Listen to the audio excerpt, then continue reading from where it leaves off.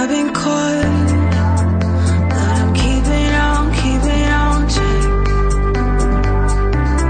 I've been taught, but I'm keeping on check.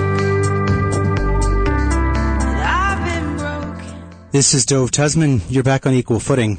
It's the last part of a 3-part series on science and Torah. First week, a few weeks ago, we covered the halacha of aliens. Does extraterrestrial life, at least conscious life with willpower somewhere else out there in the universe, does it invalidate Genesis? Does it influence somehow our Jewish being? That was an interesting discussion. We got more down to earth, pun slightly intended, last week. We talked about extraplanetary living. It's likely in this generation or next, there will be people colonizing Mars. It's no longer science fiction. And what does that mean for being an observant Jew or anyone of faith? Talked about that last week with Rabbi Adam Bellows. Now, we're getting to the toughest stuff. Artificial intelligence. If you are a sentient being or a computer, you cannot miss this in the public debate. There was a recent poll of tenured professors in the United States and Canada in the hard sciences, physics, math, chemistry, etc. And they were asked what was the most probable source for the end of human civilization. They were given several choices: climate change, nuclear war, artificial intelligence. Artificial intelligence hands down won as the biggest existential threat to humanity.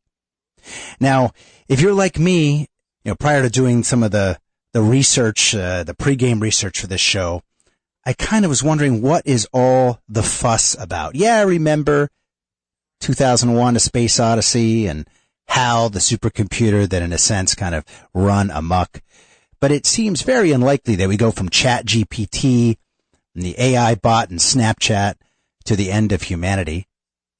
Well, there was a recent open letter by many Nobel Prize winners, scientists across the world, published late March, saying that there should be a pause in AI research globally, really as a means to save ourselves.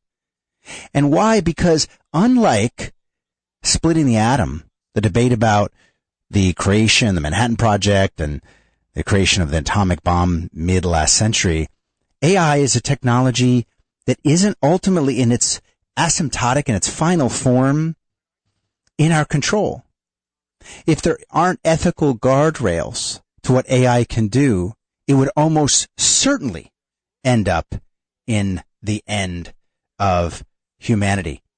As AI theorist Eliezer Yudkowsky recently put it, many researchers steeped in these issues, including myself, expect that the most likely result of building a superhumanly smart AI is that literally everyone on Earth will die.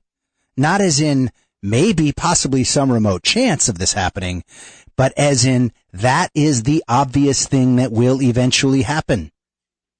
I'm going to stop speaking in a moment, turn this over to our esteemed guest, but what made me really understand the risk was a well-known thought experiment that is sometimes called the paperclip maximizer. Stay with me. Listen for a second.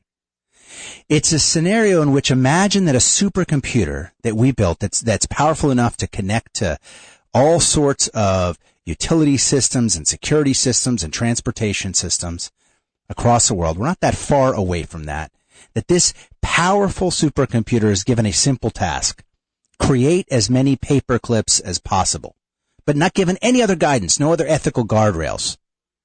Well, that supercomputer would almost certainly decide, in order to proceed in the most efficient way of producing paperclips, to lock us out of the internet, assume control of entire industries, and dedicate Earth's resources towards that singular goal.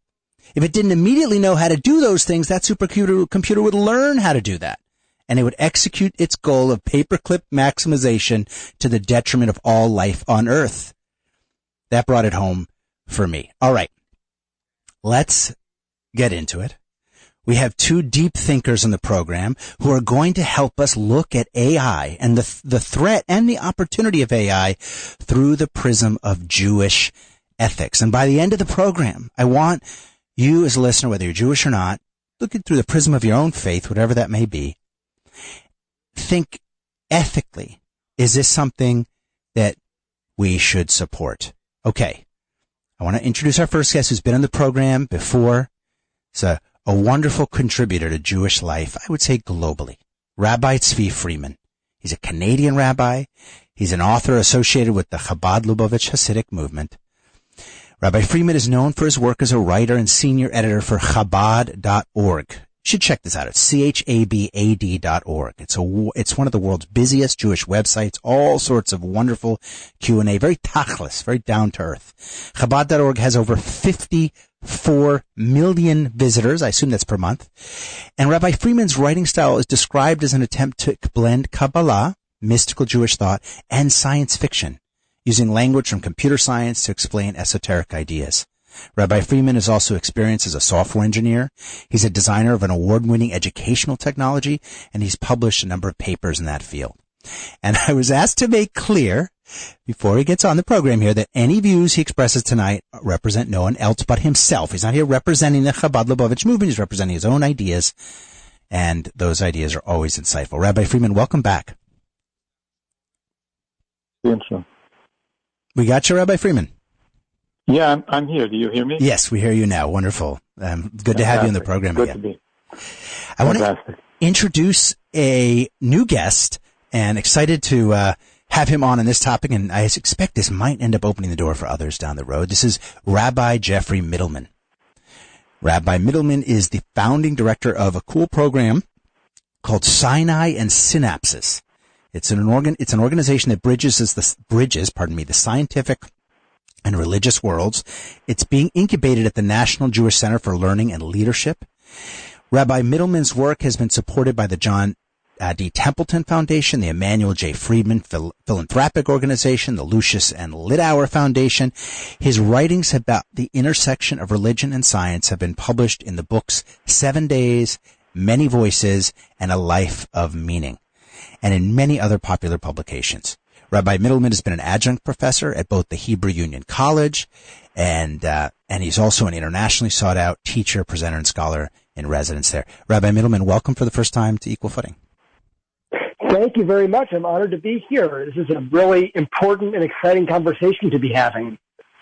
It's dominate. I mean, other than, of course, the political news and news about the daily, the tragedies going on in crime and all things that dominate the headlines. I would say the pervasive philosophical topic of the day is artificial intelligence. And Rabbi Middleman, at that theoretical level, I tried my best in the intro to lay out why it's potentially so dangerous. But I imagine there are a number of listeners who rolled their eyes and were saying, well, maybe, but that's far off in the future. How close are we really to artificial intelligence being an existential threat to humanity? That's an excellent question, and I am going to quote one of my favorite philosophers and baseball players of Yogi Berra, who said, it's hard to make predictions, especially about the future. And I think that's something that we really don't know. There's not quite enough knowledge, and I think one of the challenges at least is that there is a trade-off to be able to have. I think there is an element of existential threat that could be catastrophic. And so there is an element of you want to try to avoid that.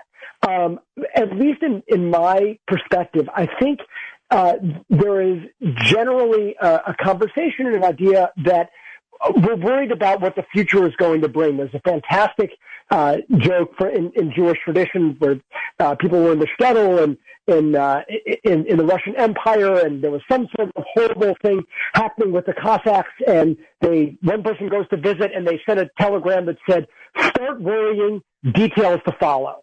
And we tend to want to worry about things, but sometimes there are things to worry about, but sometimes we need to be able to address them. So I think it is valuable to at least put up some guardrails to reflect on what you're talking about when you were speaking about the paperclip issue where they talk about the alignment problem. We want to make sure that our human values and the values of AI are aligned. That's not necessarily always going to be in conversation. So I think it is valuable to pause that. I don't think that there is necessarily going to be an imminent existential threat to humanity, in large part because we've always been worried about a big existential threat to humanity. Now, we're going to be worried about it until that actually happens, but some of those questions are how do we think about this in at least a more reasonable way to make sure that we don't jump off of that cliff? I think that the difference here, Rabbi Freeman, that many of the world's leading scientists are concerned about between the splitting of the atom, the creation of the atom bomb, and the rapid advancements in AI, is that in the creation of the atom bomb, it was humans, and it remains humans, that have their literal finger on the switch. And there's an ethical framework, there are checks and balances around leadership globally, not always great checks and balances, point in fact the Russian invasion of Ukraine. But in general, we have created checks and balances around totally erratic behavior by a single actor, which has kept us in relative peace for many decades and without a nuclear, thermonuclear weapon, activation event. In the case of AI, the finger may not be the human finger may not be on the switch. It's kind of, once that machine is set in motion for a certain objective, it may, unless it's given a very complex set of ethical rules up front, it may just completely run amok. So the question to you before our first break, Rabbi Freeman, is if you take as a supposition, and not saying this has to be true, but there's a general consensus around it, that AI has a very high potential to be dangerous in the near term, whether it's on the battlefield or in our daily life. As a Jewish ethicist, as an observant Jewish person trying to live a good Jewish life, can we generically support AI, or should we also be putting our name, so to speak, to that open letter and saying, shut this down for the moment? Dov, I can tell you one thing. My name on that paper is not going to help, and neither is yours. And all those, Steve Wozniak was on there, and Elon Musk, a lot of Stuart Russell, and those names didn't help, and they knew it's not going to help. So it's not. They're not coming in, knocking on my door and asking me. So, I know you're framing this in a way that's to grab people. I mean, it's media. We have to create the excitement about it.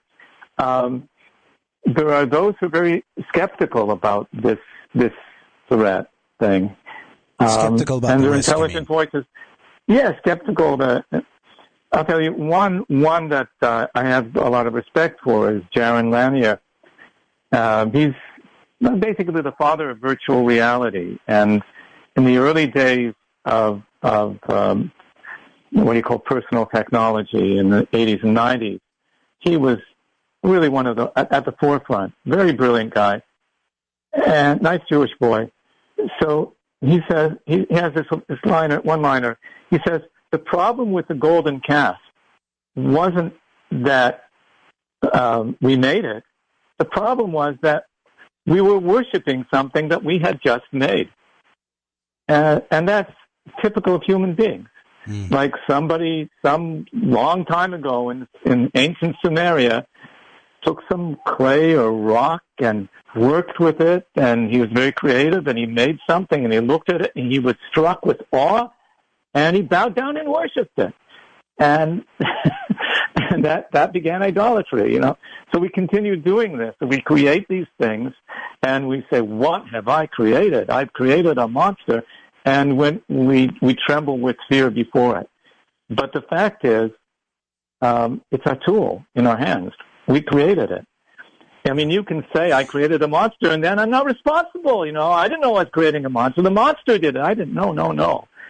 It's a tool. You created it. We know ways to do it in a responsible way. Therein lies the ethical rub, and we'll get back to that. If we set in motion something that is destructive, even if we don't do it, are we responsible for the ultimate effect of that machine that we built or programmed? We're going to take our first break. We're here with Rabbi Tzvi Freeman.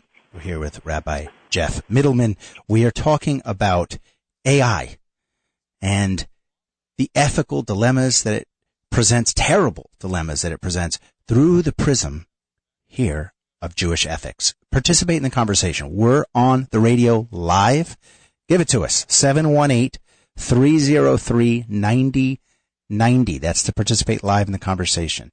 If you call in, please be patient for our wonderful radio engineer to pick you up. Let it ring. 718-303-9090.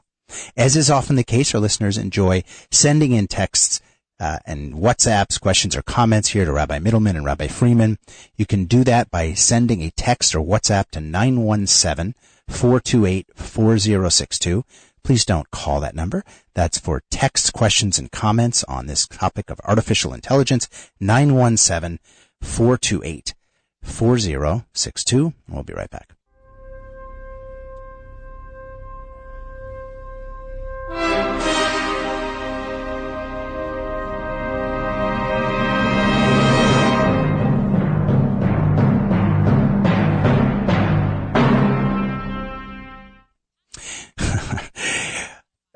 I think it's going to be pretty obvious, but I challenge a listener to send in notes, a reference of the music that we programmed tonight, how it ties into tonight's subject.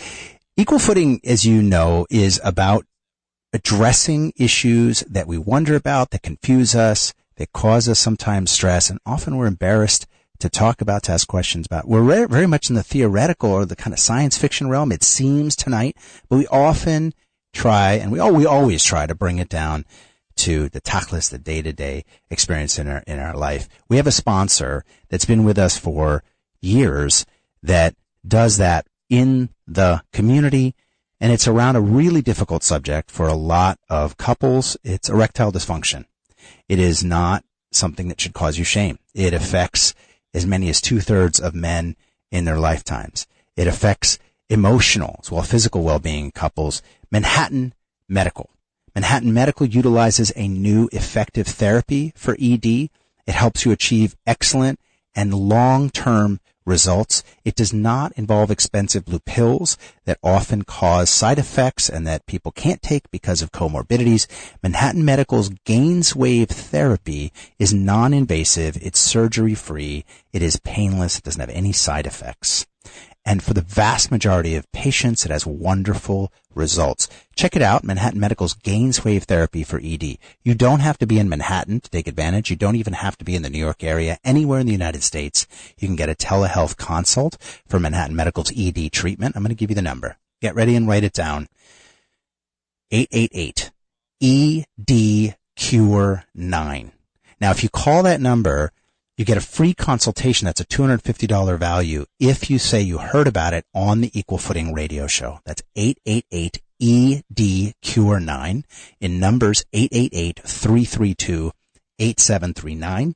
That's 888-332-8739.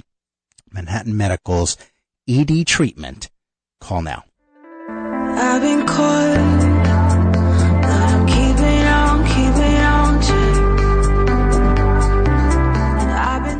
Shalom, and welcome to our show on the ethical and religious dilemmas surrounding artificial intelligence and the Jewish ethical worldview.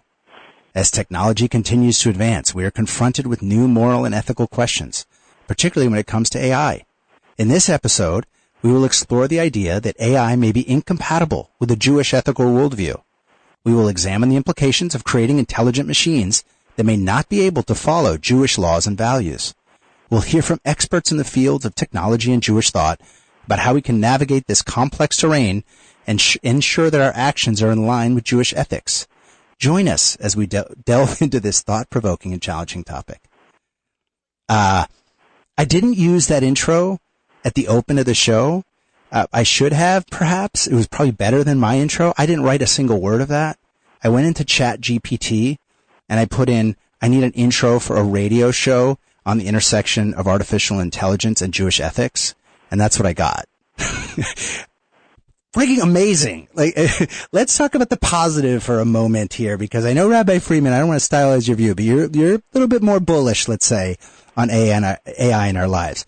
You were talking in one of our pregame discussions about how AI is actually helping in Jewish content creation and maybe helping people in their own Jewish journeys.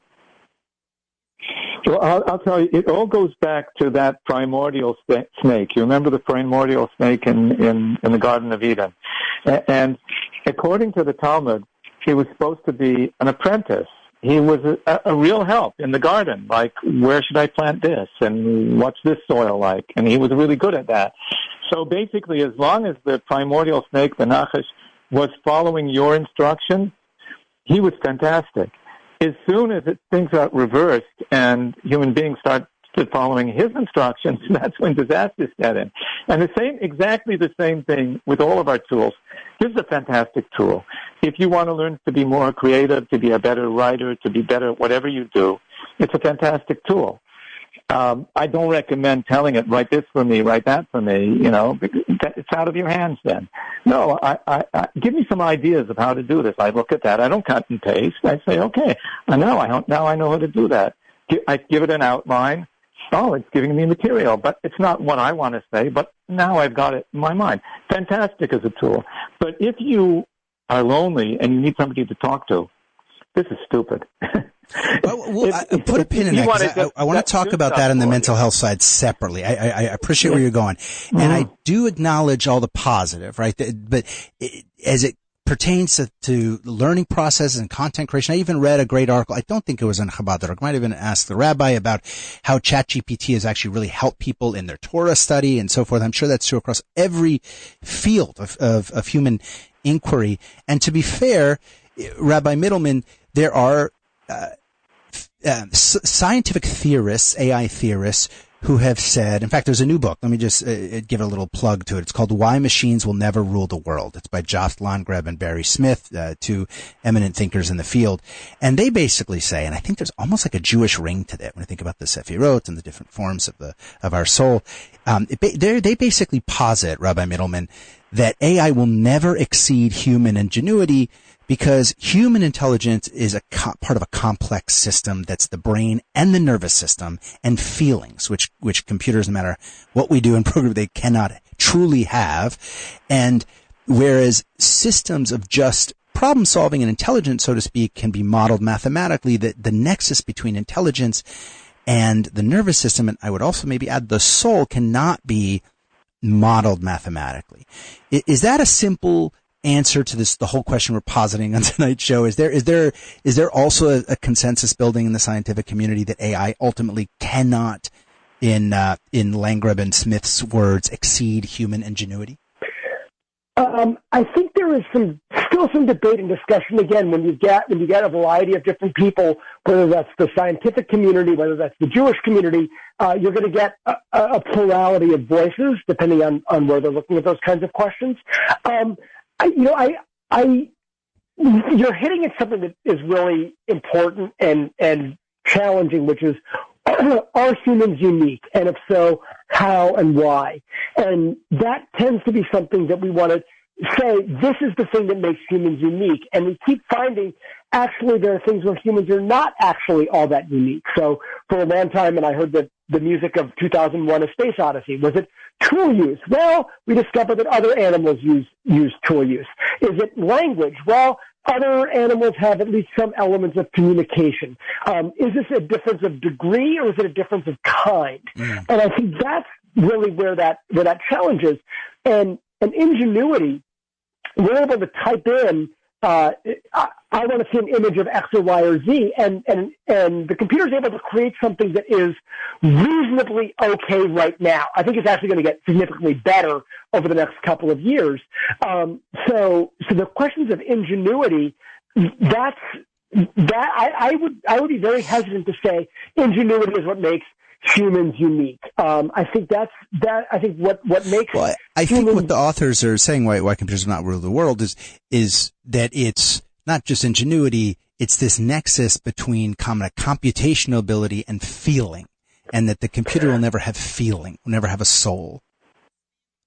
I think that depends on how you define the soul. This is the really interesting thing is actually how much energy our brains use versus how much energy computers use. Now, this was maybe more than 10 years ago. There was a very famous computer competition of Watson, where Ken Jennings, who was the greatest player of Jeopardy, Brad Rutter, who was the greatest player on Jeopardy, and Watson, which was an artificial intelligence, actually right near my house in Almack, New York. And Watson wiped the floor with them completely. Ken Jennings wrote, "I, for one, submit to our new computer overlords," and everyone laughed about that. But the thing is that Ken Jennings and Brad Rutter and all of us, all human beings, we have all of what we need in our brains, and we don't take a whole lot of energy. We need about 2,000 calories a day. Watson needed reams and reams and reams of energy to be able to calculate those kinds of ideas. So again, I think it's a question of degree and not kind, but I think the degree is so big that it almost is a quantum difference of what we are able to do. And I think that's something that is actually quite unique of not just humans, but animals as well. We're going to get back right after our next break to kind of the daily dilemmas, the ethical dilemmas brought up by AI, some fascinating stuff. And we've also got some listener comments along those lines already. But let's stay at this theoretical level of the definition of the soul and the computational ability of a computer. Rabbi Freeman, I may get this wrong. I'm a lay person here. In Judaism, we have kind of three elements of self, right? We have like the ruach, the breath, and nefesh, associated with the blood, the neshama, the soul. And the elements of self from a Kabbalistic or mystical perspective, what does the computer, what does AI have, and what does it not have? It's an important question. There's actually the Medrash talks as the 5 names of the soul. Nefesh it's a living being. Ruach is a wind, a direction. Neshama is a breath. Then there's Chaya, it's alive. Nefesh Chaya. And then there's Yechida, as it's one with God. And the end of the Eitz Chaim of the Rabbi Chaim Vital, he's writing that which he learned from Rabbi Yitzchak Luria, the Arizal. At the end there, he talks about the souls of each thing. And it may be surprising to many people, but he writes that rocks, water, wind, the basic elements, have a nefesh. They have, they are alive. And then there's a higher level, qualitatively higher, for the vegetable world, and a qualitatively higher level than that for the animal world. Even although the vegetable world also has the same soul as the inanimate world, but it also has an additional soul which helps for growing. And the animal has all three levels. And the human being has a speaking soul in addition to all that. That's how it's described there. So a machine that's made out of silicone and copper and metals, basically, well, yes, it does have a nefesh, the nefesh, the same nefesh that a rock has. But what does a rock do with that nefesh? First of all, it exists. Existing is a verb, to be, right? So it needs that constantly at every moment. There's a fundamental force that's keeping it alive. Call it an electromagnetic field or a nuclear field, whatever it is. But there's something more fundamental than atoms, than matter, that's sustaining its existence. So yes, everything has a soul behind it, and just it's a matter of degree. Does AI only have the nefesh? Does it also have the ruach? What does it have of those 5 elements? So this is the question. The issue is as we go up in a scale of complexity, or Giuliano Tononi, he calls it integrated information, which means that there's information that's irreducible here. So as you climb up the ladder, the cells of a tree or even a blade of grass are irreducibly complex. And when you come to animals, it's a whole other degree. When you get to the human brain, Well, just the human being has, 100 billion neurons, and each one of them is connected to 1,000 others. But you can't reduce any organism but I think what to an algorithm. Pardon the interruption. We have to go to the next one. But I think the thing that scares people so much is the asymptote of free will. I mean, the AI device, that supercomputer that we talked about at the outset, the paperclip problem, ultimately may reject an order from its original programmer based on its program. It reminds me, we've been talking about 2001: A Space Odyssey. A little parenthetically, you must watch this movie. As no one listening should not have watched that movie. It's when Hal, the supercomputer, says, "I'm sorry, Dave. I'm afraid I can't do that." When I think it's when Dave is trying to shut him down. So, Rabbi Middleman, if the computer has nefesh, and it's also ultimately, in a certain sense, has a definition of free will, it seems to me it may meet the bar, the halachic bar of kind of a conscious being. What's your view, Rabbi Middleman? So I'm going to put the question, if I can, I'm going to put the question to you. I'm assuming that when you're driving somewhere, you put on Waze or Google Maps or Apple Maps of some way. Does Waze have a soul?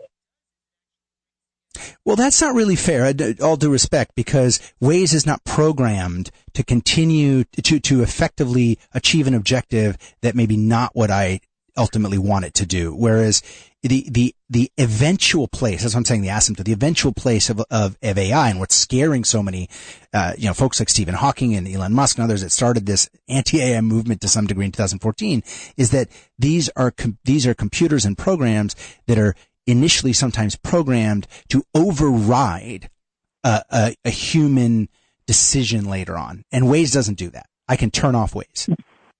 I think that's fair, although I think that when we say the word artificial intelligence, we tend to think about something very specific, when in fact artificial intelligence is a much broader conversation. Like, Waze is an artificial intelligence there. Now, I think you're raising the important question of what they talk about an alignment issue, of will there be a possibility of a human override. I think that is something that needs to at least be explored and talked about. I don't know if it's necessarily something we need to be terrified of. I think that because science fiction is wonderful about being able to create both the utopias and the dystopias. But I think one of the things that happens with a lot of technology is that we get scared of technology because it's new. And we can even think of this as a wonderful example of the printing press, or even the writing of the Mishnah. Right? There was a whole discussion of, should we write down the oral Torah because it's going to be ossified there, and there's and the printing of the Vermashas when we do Daf Yomi, we're using a printed text. So there's always a lot of how is this technology going to either destroy our society, destroy who we are? I think there's always a fear of what that is going to mean. I think that, look, I'm not going to say it is. I can't say something's not going to happen, because I'm not a prophet. I am not a Navi. I don't have a direct line to God here, who is going to tell me what's going to be happening. But I do think of recognizing that it may be asymptotic, but I think that we can recognize that humans and the use of artificial intelligence is, as Rabbi Friedman was talking about, using it as a tool, using it as a way to be able to... We haven't been really great historically over the millennia at keeping tools in the toolbox and using them in ways that are always kind and civil. We're going to have to take a break. We're here with Rabbi Jeff Middleman, Rabbi Tzvi Freeman. We're talking about the complex and sometimes terrible ethical dilemmas presented by artificial intelligence through the prism of Jewish thought. We're going to get to some listener questions. After the break, you can text your questions and comments to Rabbi Freeman and Rabbi Middleman to 917-428-4062. You can also call in 718-303-9090, and we'll be right back. I came in with my ex like Selena, the flex, bumping Justin Bieber, the fever. she need, all I need, all she blessed, ayy, giving you my best, ayy, yeah, got my... Equal Footing with Dove Tusman is sponsored by MDCS Dermatology, your experts in skincare. With 2 Manhattan locations and 4 offices in Long Island, including Plainview and Commack, the dermatologists and skincare surgeons at MDCS are proud to be affiliated with the Albert Einstein College of Medicine and New York Presbyterian Hospital. So schedule your next skin exam in one of MDCS's convenient New York area locations. To make an appointment, go to www.mdcs.live or call 212-661-DERM. That's 212-661-3376. You can even schedule a virtual video visit with MDCS's board-certified dermatologists from the comfort and safety of your own home. So go to www.mdcs.live or call 212-661-3376. And don't forget to mention Equal Footing for 15% off all cosmetic procedures. I've been caught, but I'm keeping on to.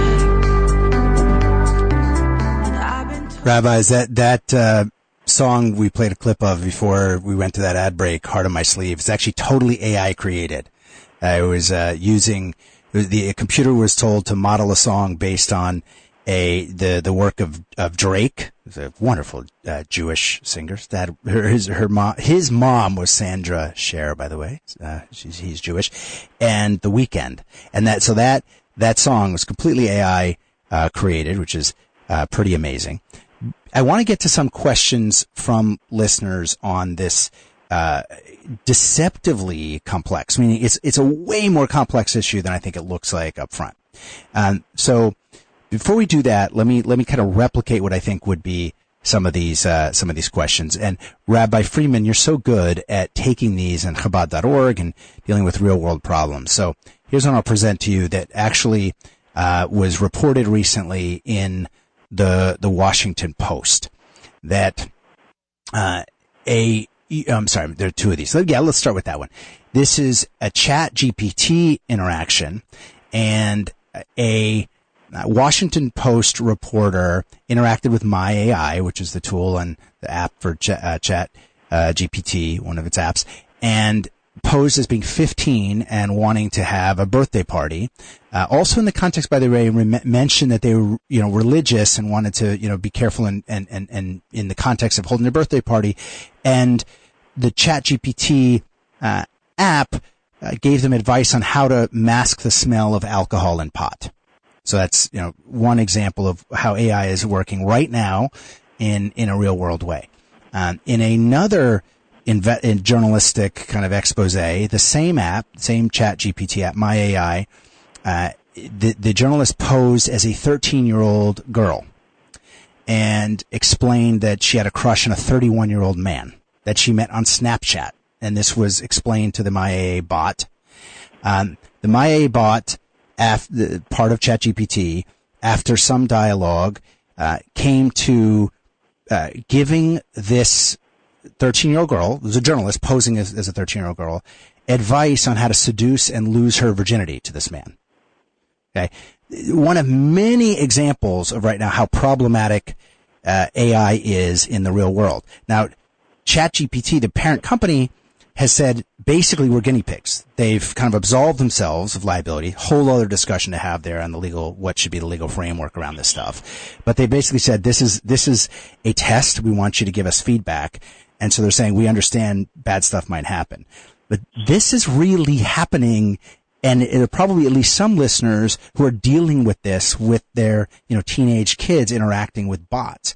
What do you say to that, Rabbi Freeman? Okay, so 2 things. First of all, the problem is not really implicit in AI. It's implicit in the implementation. And we're in a situation right now where there really has to be some regulation over here. In the 90s, we didn't want anything regulated. Just let us do our thing. Open up the internet. That's it. And now we desperately need that regulation. And really, the corporations themselves need that. So they're stuck. Like you're on the playground and there's 2 boys having a fight, and each one wants to stop the fight, but they can't because they don't. The other guy who says the other guy's going to stop. A teacher has to walk in and say, at the count of 5, stop. That's the only way.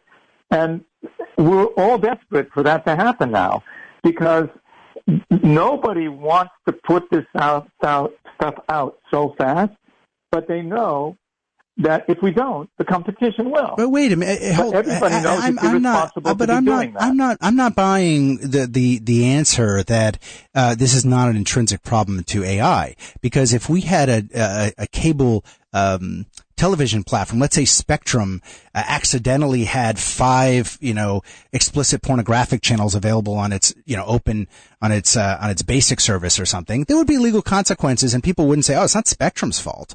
So, Rabbi Mittleman, let me get your view as a theoretical approach to this. Is this not a liability? Is ChatGPT not to blame? That's a really complicated question. It's a great question. I think the challenge that technology brings, and I tend to agree with Rabbi Freeman on this, that these are at core human questions. The challenge that this arises is the speed by which these conversations happen. And I do think that there need to be more regulations, and I think that's and yet at the same time there are always going to be new mental health issues, new issues where it comes to violence. There's going to be new ways of manifesting these questions. Technology and ChatGPT is a new vehicle to be able to do this. But I think this is both how do we minimize the damage, and I think that is a regulation question, and I think there is going to be a little bit of a pushback. So I think it is concerning, and at the same time, when social media came out, that became a big problem. I'm going to push back on that again, because there is a legal framework for, we know very recently with some cases, it's still limited, but there is a legal framework for serious liability, even corporate criminal liability with the social media platforms for a lack of, I wouldn't call it curation, but a lack of editing or control over content to the extent that it could incite violence and other things. Whereas the AI, so far, there is no legal framework for creators of AI to have that culpability. And that's a major ethical problem, I think. So, you're bringing up another key piece, which is technology always outpaces ethics. And that's very challenging, because anything that is created by technology, by definition, the world is different after this new technology is out in the world, and we've got to respond to it. It's very hard to be able to respond to something that doesn't yet exist. So technology always outpaces ethics. And I think particularly in the American legal system and in the Jewish legal system, they tend to respond slowly. And so I think there needs to be a more like a rapid response team. But I think we want to be able to address the issue before the issue happens, and that's not generally the way the world works. We need to be able to the technology that comes out into the existence, we respond to that. And different countries are going to respond to it in different kinds of ways. Different communities are going to respond to it in different kinds of ways. That can be very unsettling to recognize. There is a precedent, however, here I'll turn it to you again, Rabbi Freeman, as historically of us responding very quickly to advances in technology that require urgent attention that carry with them existential risk, like the regulations that were put in place very quickly after the Manhattan Project around nuclear proliferation and so forth. So it seems to me, and I think this is a listener, Andrew, I'm going to read this question to you, Rabbi Freeman, who I think kind of boils the issue ethically down to its essence in a better way than I am. Andrew from Manhattan says, if the risks are great, how can humanity balance decisions about AI if the benefits, are correspondingly huge? What I mean, for instance, what do we do if AI carries a 1% risk of Armageddon, yet also poses a very strong chance of enabling immortality, enabling easy interstellar travel, or reversing climate change. What's the Jewish ethical or halachic response to that, Rabbi Freeman? Yeah, Andrew's obviously thinking well about this, and he's on the right track.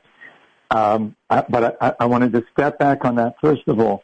In order for us to respond and know what to do, we have to have precedent, and we have to have some legacy behind us. And that really is where Jewish legacy, Jewish tradition is very powerful. We've proven to be very adaptable, be able to look back in our DNA, so to speak, look back into our legacy and say, okay, how do we deal with this now? And so that we've been able to survive in every possible sociological, whether we're agrarian community, a nomadic community, a technological civilization, whatever we are, we're able to adapt to halacha and live there. We also have community. And, Shabbos, one day off a week from technology is fantastic. And we have purpose and meaning. We have, all these things that are cohesive, holding us together, that allow us to say, okay, now how do we deal with this now? As opposed to, if you have none of that, and you're just floating with the waves, you're going to get sunk by them, because at this point, change is happening so rapidly that you won't, how do I adapt? I don't have anything to base myself on. So thank God we have something to base ourselves on, some reference point, a compass that can help us navigate these waves. We're going to have to take our last break, but Rabbi Freeman and Rabbi Middleman, to Andrew's point of that balancing that great risk and great reward, I want to know what that Jewish compass actually tells us we should do actively as it comes to AI. We'll be right back with Rabbi Jeff Middleman, Rabbi Tzvi Freeman, bravely talking about the ethical challenges through the prism of Jewish ethics around artificial intelligence. And caller on line 1, please be patient. We'll get back to you right after the break.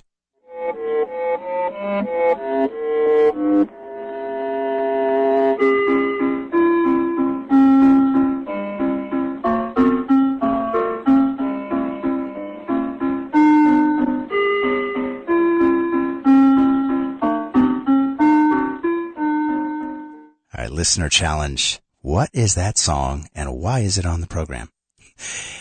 All right, let's talk about not our last sponsor, but the last one we can get to tonight. It's a new sponsor for Equal Footing. It's the What If workshops. You tired of feeling like you and your partner don't connect? Feel like you've lost the spark? Is communication breaking down? Are you afraid to share certain deep thoughts, even fantasies? The What If relationship workshops are designed to address these issues and more through the prism of Jewish life. Includes a variety of weekend activities and exercises aimed at improving communication, fostering intimacy, and strengthening the bond between partners. By taking part in the What If workshops, couples can learn to better communicate their desires and boundaries with one another, explore new avenues of intimacy, and strengthen ultimately their emotional bond through shared experiences. They may also gain a deeper understanding of the role that sexuality and intimacy plays in the relationship, learn to cultivate a more positive and fulfilling intimate connection. Does this speak to you? The What If workshops are available in the New York area as well as upstate New York. They give you the number in a moment. Get ready. There are workshops coming up in early June, late June, mid-July. Call to find out more information about these What If relationship workshops. 845-305-9903 is the number. That's 845. Oh, I got the number wrong. Scratch it out. 848. Pardon me. New sponsor. I apologize. 848-305-9903. That's for the What If relationship and intimacy workshops for Jewish couples. 848-305-9903. I've been caught, but I'm keeping on to. I've been told. All right, we're talking about artificial intelligence. We have some serious ethical questions out on the table. Let's take this caller from line 1. Maybe he can solve them for us. Caller, you're on the air. Good evening, Dove. Good evening. Stan from Forest Hills. Stan, I haven't heard from you in a while. There's a reason, but I don't want to go into it. Anyway. I hope you're all right. Yeah, well, another evening of the wrong guests for the wrong topics. Tell me. Unbelievable. So you started out the show with possibly the person you should have had on the show, not these gentlemen. Who was the man from that man you quoted? I read the article in the Vision Times. I don't know if you read it, about with the man you quoted who talked about artificial intelligence, the researcher. He is absolutely 1,000% correct. It has to be stopped. AI. The gentleman you quoted in the article, he did an article in Vision Times, which is a Chinese paper, in which he states this is the most dangerous situation. Are you talking about John Stone Street? No. You mentioned the first thing you said was Valassi something or other, the researcher. Oh, Eliezer Yudkowsky. Right. That's actually an article that he wrote. It was in the Vision Times. It was in Time Magazine originally, but it was an article. They may have reprinted it elsewhere. But I read it from there. It's called for listeners. Sorry, Stan, just because I think it's a very interesting article for listeners to pick up. If you look up, the last name is Yudkowsky, Yudkowsky. Right. He's a very well-respected AI theorist. He wrote an article called "We Need to Shut It All Down." That kind of was part of this groundswell that Elon Musk and others have been a part of to put a moratorium in AI research. Sorry for that interruption, Sam. Go ahead. No, that's fine. That's the guy you needed to have on, not the religionists. The religionists are the problem. Okay? I disagree. Wait a minute. This show is about. I know what it's about, but you're issues through talking religious about prism. a topic that has nothing to do with religion. If that was the case, the atomic bomb never would have been made. Albert Einstein, the greatest Jew of them all. Please, don't put religion in this thing. We have proliferation of atomic weaponry. Religion and the religionists did nothing. Everybody has a bomb. It could end tomorrow. But now we have the new game in town, AI. And that gentleman who we quoted is absolutely right, except this time there is no coming back from hell on this one. Because if the Russians get it and the Chinese, do you actually believe they're going to use it for good? No. Stan, I from the heart that I value your opinion, and I want to put it to our guests. Sure. But I'm going to paraphrase, and I want you to give me the literally like thumbs up or green light that I paraphrase this correctly. I imagine, Rabbi Middleman and Rabbi Freeman, that there are a number of other listeners like Stan that feel like, listen, this is an existential threat, and we need to look at this through the prism of science and risk analysis. And, religionists, get out of the way. This is not your bailiwick. Do I have your thumbs up that that's kind of a rough paraphrase of what you're saying, Stan? Yeah, this is exactly what it is. All right. Absolutely. So Rabbi Middleman, let's start with you. Give Rabbi Freeman a second to punch back. What do you say to Stan? I think that he certainly brings up a valid point. I think one of the things that needs to happen is there need to be conversations of multiple different stakeholders from multiple different perspectives. I think one of the things that has happened in the scientific community, in the Jewish community, in the government community, is that people are talking only with each other. I think it's incredibly valuable to be able to bring these conversations, to be able to because I think as Rabbi Friedman said, one of the wonderful things that Judaism has, religion as a whole, is to be able to say, hold on, stop. Shabbat is a wonderful way of being able to say stop, because those who are working in technology understandably want to, I think they both want to try to create things, and they also want to, in their mind, make the world better. Now, whether they do or they don't, that's a different question. But that's why I actually think it's crucial to have multiple different voices from multiple different perspectives, because it's not scientific, it's not technological, it's not religious, it's human. We're all part of this conversation. Rabbi Freeman, what do you say to Stan? Well, by the Manhattan Project, that's exactly what the American government did, is they had a symposium at Princeton with not just leading scientists, military, but also philosophers and theologians. Yes. And there were rabbis there as well. And they all voiced their opinions. So there was an opportunity for that. And later, it was in the 60s when they showed that movie, The Day After. And again, Elie Wiesel was up there along with others, and there was a discussion. And yes, the whole of society has to be involved in this discussion. And everybody wants that. Everybody wants that we not necessarily stop this, but let's discuss this beforehand. We all know that we made a big mistake with social media. Nobody imagined that connectivity would bring, greater connectivity would bring about a mental crisis, health crisis for adolescent girls. And nobody had thought of that. You stole a little bit of my thunder there. Robert Oppenheimer, who ran the Manhattan Project, is that famous quote. He's asked about whether he should proceed with basically the creation of the atom bomb, despite its destructive capability and possibly leading to Armageddon. He said simply, when you see something technically sweet, you go for it. You go ahead and do it, rather, and you argue about what to do about it later. Basically, paraphrasing slightly, and to push back on you, Stan, extending on what Rabbi Friedman said, it was actually a lot of religionists, if you will, that pushed back on Oppenheimer and created a framework after to effectively regulate not only here in the United States but globally the proliferation of nuclear weapons. We are going to run out of time. As so often happens, as we get into the really juicy stuff, we run out of time. There's a caller on line 5. I'm going to ask caller on line 5 to ask your question, and very, very quickly. You're on the air. It's not really a question. I'd just like to make a comment. I hope Stan is still listening. I listen to several programs in which he's a regular, and I'm very happy to hear his voice again, even though I don't always agree with his opinions. It is really good to hear his voice again. I appreciate that. I don't know what's happened, what's going on with you, Stan, but we do love you and love the challenges that you bring to the program. So I appreciate that, caller, for you sharing. Okay, we have just time for one more listener comment, and this was a number of listener comments and questions now that have come through, but particularly this is Eileen.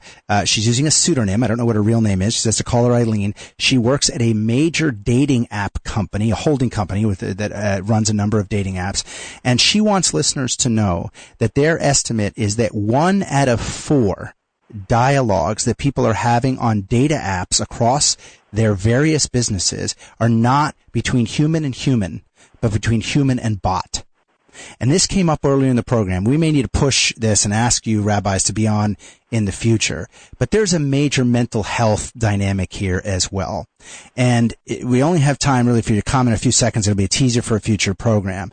But Rabbi Friedman, what do we do from a Jewish ethics perspective when we see people in the community having relationships they think are human relationships, maybe it's through Replica or other apps or dating apps, with effectively computers?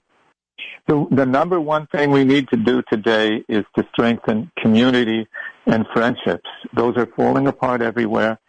And rather than investing everything in saving the people who are falling off the edge, that's important, but the first step is let's strengthen community, let's create friendships, let's get together more often, which has fallen apart over the pandemic.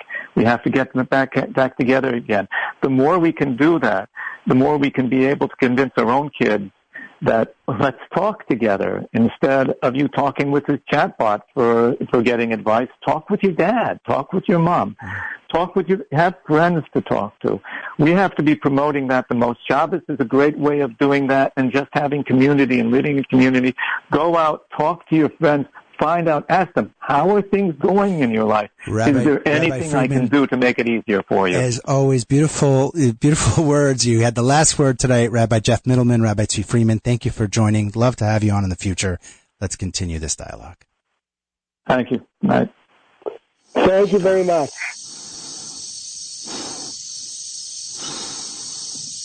Stop, will you?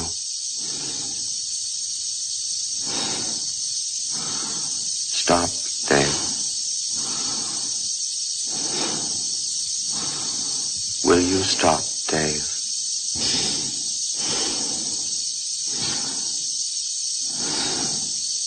Stop, Dave.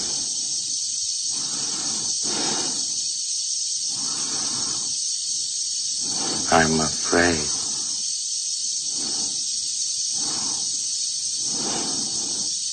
I'm afraid, Dave.